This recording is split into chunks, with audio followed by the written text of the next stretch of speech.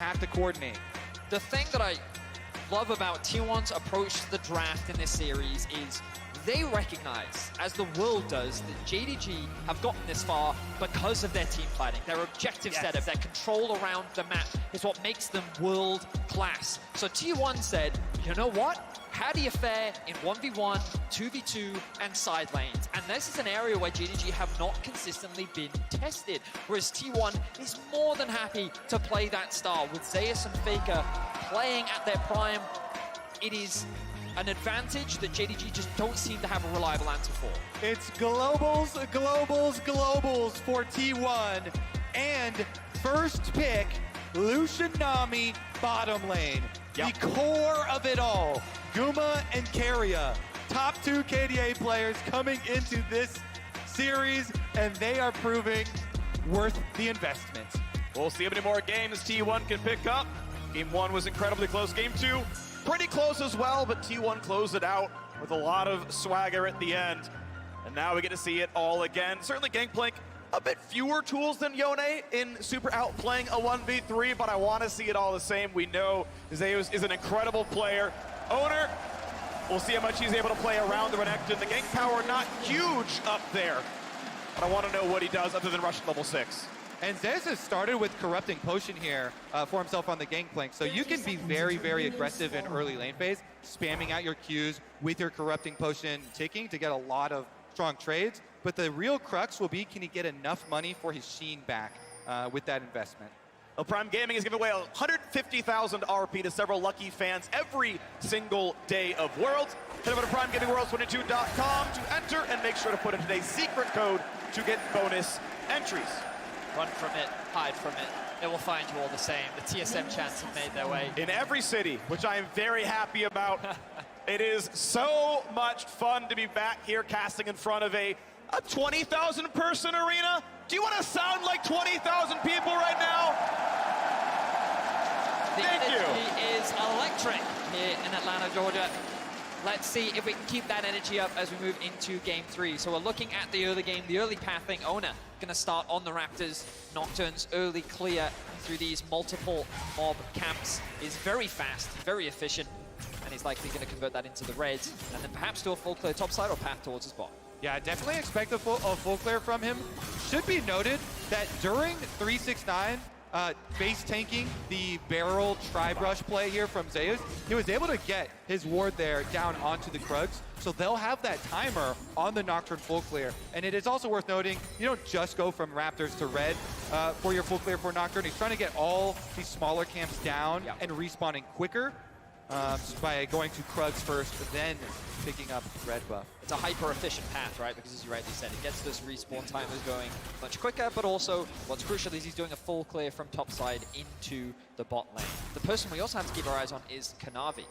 Often what he's done is full clear on one side of the map into a mid lane gank. We've seen that 2 times in a row, and we've seen Faker burn some type of summoner, whether it be Ghost or Flash, or basically pressure being put onto Faker in mid lane. This ward, though, that you just highlighted for me, Kobe, covers for that. T1 have adapted, and they've recognized that this is a consistent play that Kanavi looks to make, so they're mitigating any early pressure to give Faker a little bit more safety in the 1v1. One more poke in the bottom side, temporary 3 CS lead here for Guma as he's shoving that one down. Obviously, Nocturne's rushed down to his bottom side now, gets his own blue buff at level 3, and then can kind of path back up. We'll see which way he goes long term. Yagao makes like he's putting a ward down, looks like he actually doesn't go for it, but makes the move to say, I've warded the invade, you know.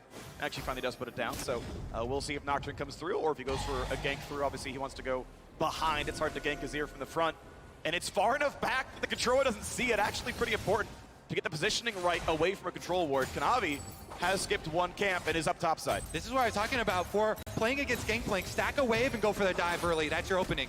Here we go. Wants to find this done at the right time.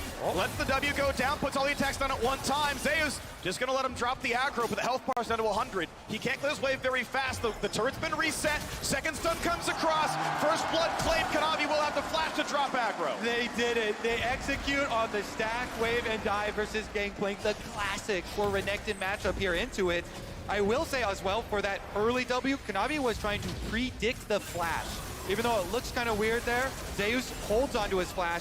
He saves the summoner spell, still goes down, and is able to teleport right back, so at least he's he doesn't lose that many minions. And crucially, he got 11 CS and Futures Market, meaning he could afford Sheen on the recall. Yeah. That is so important as the gangplank, and he has the item he needs to play his lane out. That was our exact question for him. Yeah. So big stuff there, even though going down. So JDG with that first blood money, repeat from Kanavi as the wave has bounced back. And Nocturne's here. Now Renekton, I mean, it's Pickaxe versus Sheen. They're actually both relatively powerful here. Gets away from the barrels, gets the passive back, and the bait, the trap has been set. Zayu's gonna be hit, eats the oranges, stays up for now. Oder wants a bit more, but he's waiting out. Belgian, it's nothing. The flash in, Zayu's the flash follow. It's a 1-for-1, but can Renekton win against Nocturne? The big stun, and 3-6-9 is good for a 3-1 scoreline. And there's no teleport on Zeus. Look at this minion wave. 369, he's so satisfied. Can keep the minion wave there. Zeus is gonna have to walk all the way back. Here it is, Kanavi. Such a big brain counter gank here. And then when Owner and Zeus try and flash forward to finish off the kill on him, they get the answer, and 369 can finish off the second kill as well with all the rage he had stacked up on the Renekton. The initial problem with that play for 369 was that his abilities were on cooldown. Just before that play happened, he invested everything onto getting a short trade against Zeus, which made it awkward. So Kanavi getting that initial exchange onto Zeus was really smart because it just bought 369 that extra bit of time. But it also gave the JDG top jungle an opportunity to get revenge after they got hard outplayed last game. Yeah, 369 has an ulti. What's the stun gonna look like is the question. Nocturne's nearby. Conqueror's stacked up. Oh no, Owner's here. Just kidding. We got our own jungler. The fear lands. Kanavi's gonna get one. And it's time to be afraid. In the bot side, it's Hope extinguishing it from T1. Gets the root. The flash from Faker. Missing. Hit with the bubble. Carrier doesn't. And Faker gonna try to find the rest. Missing. Auto gets a single. It's 2 for 2 as Faker cleans it up. Oh my god, more action! Oh, yes! He missed the ulti. Zayu sidesteps it and turns one back. 11 kills, 6 minutes into the game. We promised you a bloodbath, and in the arena, both teams are delivering. Inject 5 games of this right into my veins. My goodness, they are so aggressive going for that dive. Kanavi here right into the face of Zeus, and he stands tall. Q right in front of him, gets the kill, plus gets that minion wave. That was so critical. You know what Kanavi was thinking? He was thinking, if I could kill him here, this gangplank is out of the game. Losing another giant stacked wave would be just devastating, and yet he pulls it out.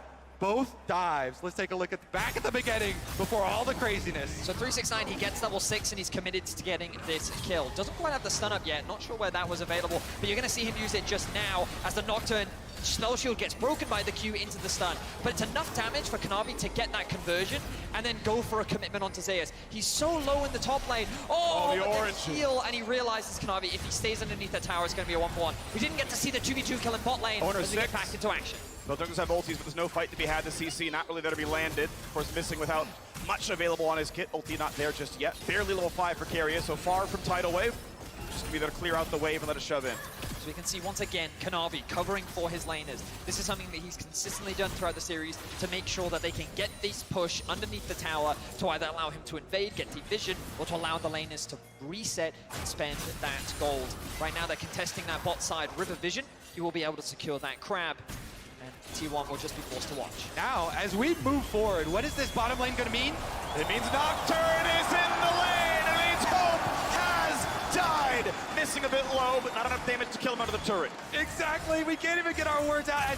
It's so action-packed here. T1's strategy, though, remember, all the globals drafted to play around this bottom lane. The first pick, Lucian Nami, rewarded again. This is now a 2-kill Faker Rise in mid lane that can roam down there, plus the Nocturne ultimate just used by Owner will secure not only turret plates for Guma and Keria, but also the dragon stacking starts now. And I think that that was really crucial for T1 because dying in the 2 versus 2 from JDG was not a great position for the Lucian Nami to be in. We've seen Gumayushi do this before, but he's able to bounce back as he demonstrated last game. But the fact that Faker and Owner can consistently roam towards the bot side of the map and just make sure that T1's duo stays ahead is something that Yigao just can't match on the Azir. Exactly. No lane is safe now. T1, with their draft, investing so heavily into globals.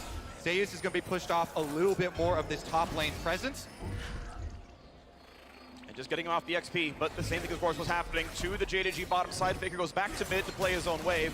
And Kanavi's going to take away the Krugs. As you can see, 369 gets his second plate, and the Q is going to land at the right time. Kanavi autos it a bit too early, gets it low, and Parlay takes the lion's share of the XP away from Kanavi. The gold, though, still mostly on the small ones. But now this turret dies to a simple Herald charge. They want it on Hope. They can lane swap, get him topside, and summon the Herald for him. This is one of the reasons why Zeus is so hyped up as this young top lane prodigy. Not just because of the pop-off moments, because of the big carry games, but also his ability to play on the weak side here, giving up the extra wave, still staying calm, going in, last hitting with the Q on the attempted jungle, counter jungle there as well for himself. And even though he's significantly behind in CS with all the top lane focus, his ult is ready and enables T1 to make that cross-map play now.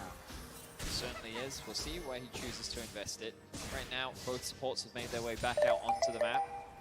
Carrier, in the first 2 games, went deathless. So far in this game, he was killed, but by missing, which is quite ironic that the only person that can kill him before 15 minutes is another support.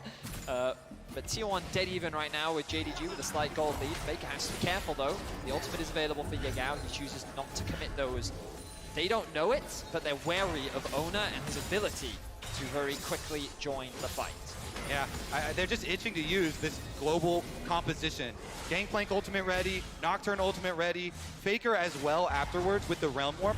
If they first get the kill, then he can Realm Warp the minions forward to help push on towers, and they're going now. Big damage down to the turret, down to 2 plates itself, as Hope will be able to clear the wave out, but it forces that TP from Yigao, and it means T1 gets to push down mid lane first. Maybe Faker can come out of plate down to this mid lane.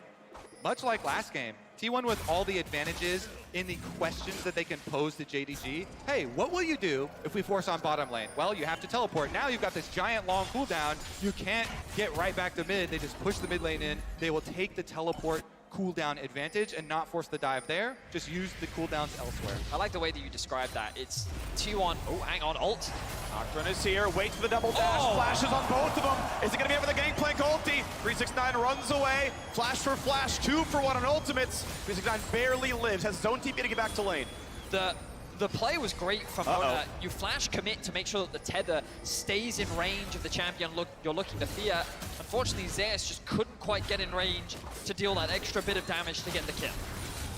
Big heal, actually, 140 back on that one. Kanavi getting a bit low, but he's not in range of hard CC, and helps the wave get cleared. Gets his own fast recall because of the Herald and inventory, but timer down below 1 minute, has to make his way to a lane soon. I want to point out how far forward all these lanes are for T1. Look at this, the tenacious fighting. Bottom lane shoving up in the 2v2. Top lane constantly being matched by Owner in the 2v2. Faker as well. Mid lane. They are not letting JDG move onto this map. T1, they know how to play the early game with high aggression. This is a team that throughout the year has been known for their incredibly dominant early game. And I think that they've demonstrated at this World Championship that they know how to transition that lead into quick wins. Most of their games, sub 30 minutes. This is a team that dominates with the early lead, but JDG, they're used to aggression, okay? They're from the LPL, the homeland of aggressive tendencies in the early game, and they are accustomed to weathering that storm. The question is, can they get the fights that they're looking for? And especially in that aggressive homeland, they are the kings of coming back. So it keeps it exciting here. We'll see if they're able to fight their way out of it this time. Now the money of the turret does go to 369. Gorge Drinker now done, as he, of course, tries to stack his armor against Triple AD, holding the front line with his Gorge Drinker. Has the gold lead, but obviously the scaling so much better on the Gangplank area. Looking for any wards that could be put down or swept away. The red buff will be claimed. I think possibly the biggest difference, too, in this game is that this is a game where T1 are going to be the early Dragon stacking team. So Dragon arriving very shortly here. No teleport on Zeus or ultimate from the Gangplank. This is the one that gets a little bit dicey on the timing windows. Of course, your Gangplank ultimate cooldown comes up really quickly. So as long as it doesn't happen right now. Yeah, ult for ult, 369 takes the fight. The barrel's gonna get hit, though, which means the slow is there. The passive reset, and Zeus wants to be the king of top lane. Barrels it down for a bit, though, gets his passive back, flashes in, but it means the stun! Zeus flashes to deliver 300 gold! And we got more, though. The fight isn't done. Tugwin coming across the bottom side. The knockup's gonna land. Lulu buys him some time. Just barely does JD live. This is the battle of top laners we wanted to see. 369 struck first. Zeus bounced back in game 2, and we saw the isolated 1v1 matchup. It was close, but Zeus oversteps, and 369 comes out on top. They have them both right now. They can both show up for this one. Can he ult over the wall? Kanavi is gonna burn that one. Flashes first. Nami's there, and a kill comes across. Faker's on a killing spree, missing flashes for his life. They got the early roam, so they can fully commit. Even with Yagao coming to try and close the gap here, T1 getting the early kill onto Kanavi means they will get priority on Dragon. They will get the objective despite Zeus. Good trade there from Faker. But wow, I mean, every time we see one advantage gained somewhere, the other team gains an advantage elsewhere on the map. And it was just really good awareness from T1 to commit to that bot side of the map play. They're able to collapse much faster compared to JDG, largely because of this Z in the mid lane, and Faker on the rise once again is first to the play. But let's look back at this 1v1.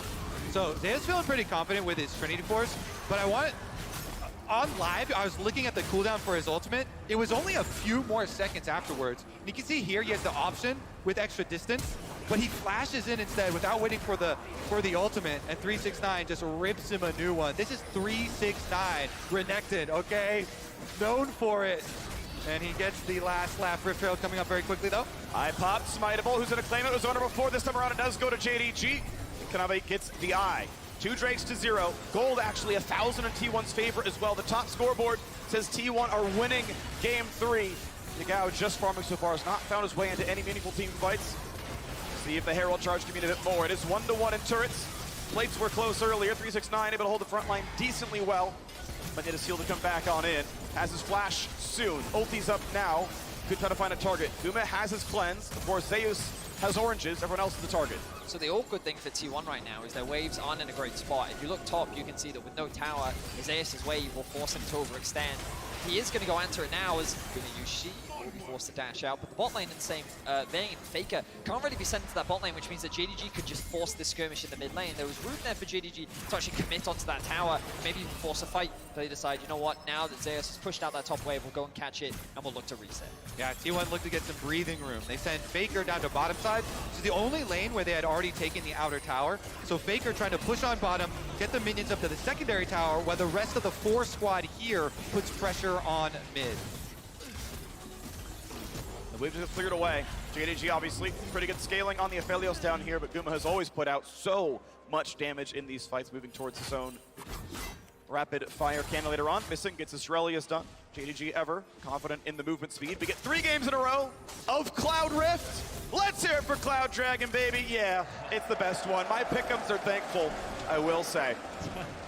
Oh, it actually has been 3 in a row. Yeah, That's crazy. I've been very keen on that one because Cloud Drake was the least killed Drake coming into this series. Oh, that's a big combo coming off, but Guma's not going to die to it.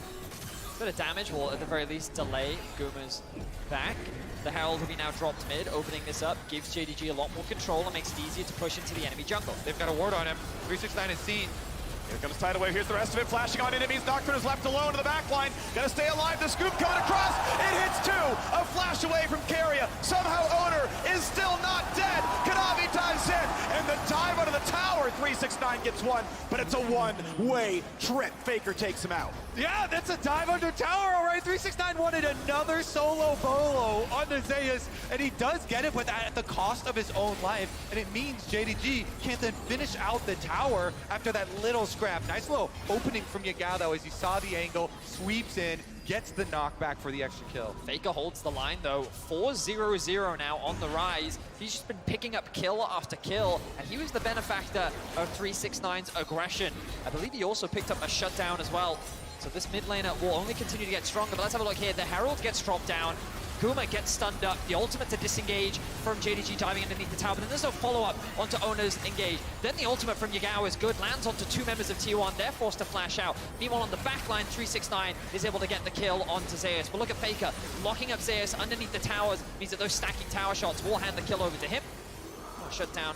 Seems that I was incorrect in that statement, but regardless, it ends up being 1 for 2 overall, but the tower still stays strong, and T1 hold on to the gold lead. Once again, into Black Cleaver 369, he gets the build path there. Colt nearly done, so again, building for aggressive, as much damage as possible here. As we get, looks like Blade of the Ruin King on the way for Kanavi, so 2 damage items here on the Viego. The advanced plate can often be pretty common. Yeah, the double recurve a bit much. Double click on that one, but not going to be a problem here. Red going to be claimed for an invade. Gumayushi and the rest of T1 ensuring the bottom jungle belongs to them. And they want to keep up this dragon stacking. Zeus right now, no ultimate again, as it's ticking down with him pushing on top side.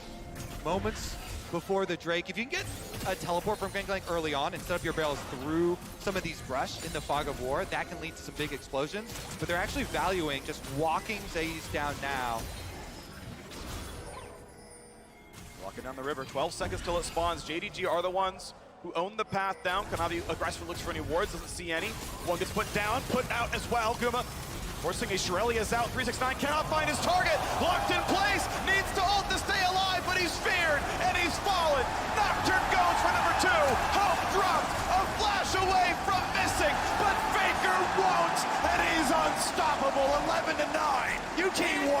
You can't touch Gumayushi. His confidence is insane right in front of 369. Baits him in. Faker's not done. He dodges the stun.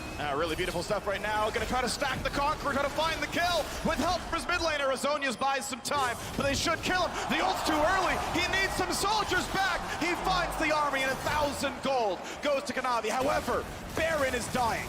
T1 with an incredible team fight in the mid lane are able to usurp the team fighting powers of JDG.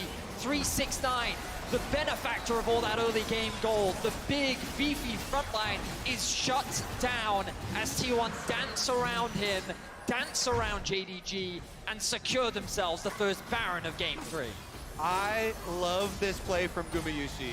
He is so confident right now, playing in the face of these melee champions, baiting them in, daring them to try and touch him. Stays just out of arm's length there, and T1, well, can he get away from this though? Yeah, still has cleanse and flash, was not even remotely close to dying. And then when turret falls, T1, 1350 on the Red Bull Baron power play. Yes, they dropped the Cloud Drake, just means more can be killed.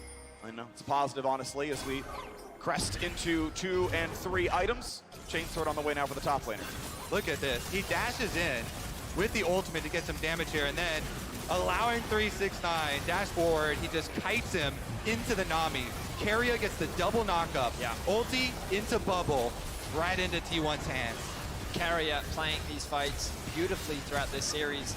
The chain CC, there was nothing that Renekton could do, and like this is just one of the problems with Renekton. He doesn't have easy access onto the backline unless he's finding a good flank.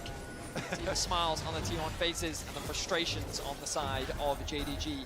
After losing that Baron, this game now becomes a lot harder to win as Gumayushi once again goes in. Chunks hope to have tidal wave, builds a lot of time. Getting away from the fear, but Nocturne dives for more. Owner's gonna get one and stay alive. Gumayushi is at 1 hit. Yagao kills him. Owner could go for a bit more. Big damage out of Zeus, finds one. Owner may go too far. He will jump 2 up, and he drops.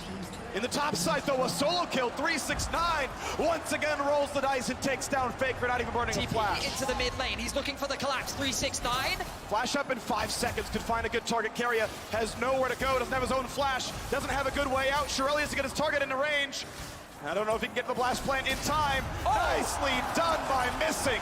369 finds the kill. JDG lose 2, but they kill 4. That's right, 4 dead on the side of T1. I was not expecting the fight to turn that way. T1 felt like they had such firm control over the game.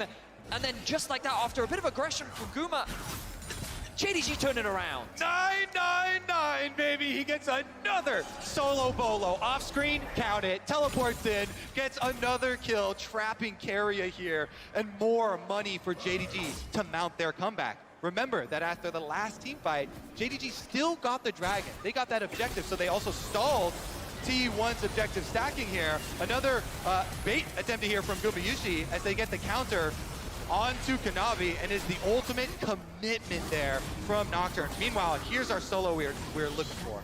Faker just trying to kite away from the Renekton, has the ultimate to try and escape, but the stun then comes through from 369 to mitigate that. Faker doesn't have flash available to get away, realizes he can't do anything in the 1v1, and then the TP from 369 catches T1 completely unawares. Zeus and Carrier split apart because they realize that they can't come out ahead in this fight. The Shirelius from Missing to help close the gap, and you'll see Missing landing an auto attack on the blast pan to deliver the fish to the hungry crocodile. And you can tell the bloodlust is getting to these players with the high pace of this action. Earlier, Owner with the tower dive on that Nocturne, with the rest of his team just a little bit too far away by the mid tower, goes down and sets up for that play. Across the map, though. 369 and Kanavi, great. Scryer's bloom there by Faker. Spots going on. His rest of the team already took down the bottom jungle. They're taking down the bottom tier 2 turret as well. 4 men strong. They shove this one out. Mid lane outer turret drops, though, as well. And as Gangplank ult was required to clear out top lane, they're still going for more. Keep in mind, this is 4 pushing the bottom side. 2 turrets taken. JDG sent most of the team back to defend, but the inhibitor is already gone. Really good response once again from T1. We complimented their ability to play through the side lanes in game 2. They're demonstrating it here in game 3. Beautiful. Kanavi, I'm not going to say that he baited out the ultimate, but that's what ended up happening.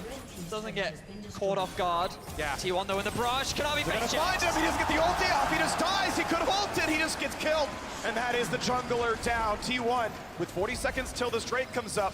About the same time they find the rest. 369 gonna take his fight against Faker. Will it be enough? Does he win round 2? He's ignited. He's ever frosted. And Faker with 5 held left wins the one-on-one. The GOAT! Now he's got more enemies coming after him, though. He's going for the sneaky recall. Out of vision. They know he's on the left-hand side. Missing. Will not spot him go into the brush. They see. You can see it. You can see it. It was in vision. They don't walk over to the roam ward. Faker with the okie-doke, complete jukes right here. You can't see me. That ward's just outside the bush above the 2 players. It actually didn't go in the bush, so they didn't see Faker, so the polymorph couldn't actually come down. Faker gets away on the skin of his teeth, and he walks away the victor. This is why Faker is still on the lineup. With all of these young prodigies being built up by T1, he's still the GOAT. T1 will use that commitment topside as well to be able to pick up Dragon number 3. 1 away from the soul. T1 have a 4,000 gold lead, a 2 Drake lead, an inhibitor lead, and a Faker lead here in game 3. They'll drop a scuttle. It's not nearly as important as having the best player of all time on your roster. JDG will walk the reward on the way over, and out goes Kanavi. All right, now we have to turn our eyes towards this Baron, and now it's going to be a T1 collapse moving up through the river. Teleport is ready for Gagao, I believe. But look at how T1 are just shepherding JDG into this half of the map. 369 and Kanavi are looking for a pick onto Faker, but he's going to respect it. They have the push in mid. Yagao's forced to go back and answer it. Now they're looking for Faker, though. Gonna find the ulti on him. This time he's got no escape tools. Azonius buys time. A huge barrel finds more. 1 for nothing, and it's time to possess the rise, but he's gonna drop too quickly. 369 does what he can. They find the second kill. Over the wall they go. Yagao wants Owner, scoops him in, finds the kill. Safe so far, Missing gets shot down. Both fires, but Gumayushi takes down 2. Carrier left alone, and he's gonna be left to his own devices now. Guma has to retreat. Does not have the health to play it out. When the going gets tough, it's the bot lane of T1 that come up clutch. This bot lane cannot afford to be underestimated. And Gumayushi with a phenomenal Lucia performance. Carrier is just wasting their time, buying time for the T1 members to respawn. He will lose his life, but it does not matter. What was an incredible team fight for JDG.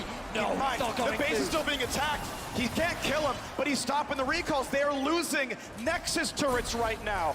At least Kanavi respawns the time. They don't lose too much. He'll get most of the farm. But Guma knows he's safe up here. They have how many TVs? They have both TVs up and available. They're just pinging it right now. The question mark pings are coming out from JDG. Is this something that you're trying to force? They're not going to force it right now. Yeah, they are. Yes, they are. They're going to send everyone. 369 sees it, though. Takes a chunk. He's got Yagao nearby. Ulti's up in 15 seconds, and the no Baron's being attacked. But this isn't going to be enough. That everyone got into the pit. Owner can obviously blast plant back in, but honestly, JDG weather the storm. Bot lane inhibitor respawning before too long. There are still super waves coming in. They can collect some of the farm, and 369 can always TP back. What a clutch play there from JDG to actually pick Faker off, knowing He did not have the flash available this time around, could not delay as he did in the last time. And they get him, and they get enough of a health lead in that skirmish as well, so that T1, even with the AoE from the gangplank coming in, they still lose an extra person on the play. Wards being put right back up around that Baron. They know they can't let it out of their eyesight for a second. Look at the goal difference between the that's carries. Smite's early. Smite will come through for Onat, making sure that T1 have control around this objective. But the AD carry difference is so stark right now. 4 items completed for Gumayushi, along with the Dirk. Means that he is, I mean, he was the carry last game. He's been a huge carry for T1 throughout this World Championship. And he is a massive threat that JDG need to find a way to shut down. Faker almost at death cap as well, looking at inventories here. Could have a big, big power spike, and with inhibitor on bottom side, respawning fairly soon, they can still revert to split pushing with their global advantage. The Baron is going to be started off by T1. Once again, JDG must answer the call. They must walk into... Doing without Guma. They're letting him show on the waves that they don't know it's dying so quickly, but Baron's gonna drop here. Looking for the stun, not gonna find it. Nocturne turns off the lights, and that's Baron claimed. Near the kill, it's an ult to safety for Kanavi. Cannot be in this fight. Oh, he's gonna die. He's gonna get shut down. The wall ward back into the jungle takes down the JDG jungler. They're not done yet. Faker flashes in. Gets the root, gets a bunch of damage. They turn back, he burns a stopwatch, and that's gonna be his save. The barrel hits 2. 369 does what he can, but he's got no team. Burns the stopwatch, immunes the fear, but it's not gonna matter. There's the ace. Zeus, it's a million gigantic barrels. Faker makes the shot call, gets him in and out of the pit, and T1 are going for the base. T1 will wipe JDG off the map. What an incredible team fight led by Gumayushi. The man has come up clutch once again. He shuts down the core carry of JDG, and they will shut down JDG in game 2. Gumayushi may have died, but he kills a hell of a lot more. The Nexus turrets fall. Kanavi's left alone to watch once again his kingdom fall.